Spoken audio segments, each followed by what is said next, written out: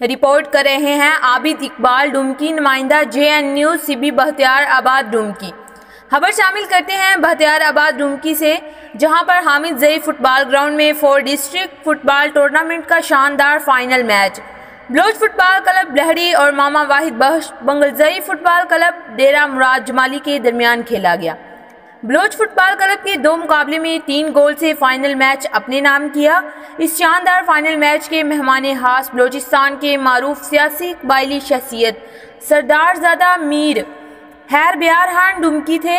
दीगर मेहमान में डुमकी कबीले के नामवर शख्सियत मीर शाह जोर खान डुमकी, मीर नोज बंदा खान डुमकी, मीर शाहजैन खान डुमकी, मीर गुलाम अली डुमकी, SHO बाग मंजूर अहमद आबरू, डॉक्टर अब्दुल हई डुमकी थे।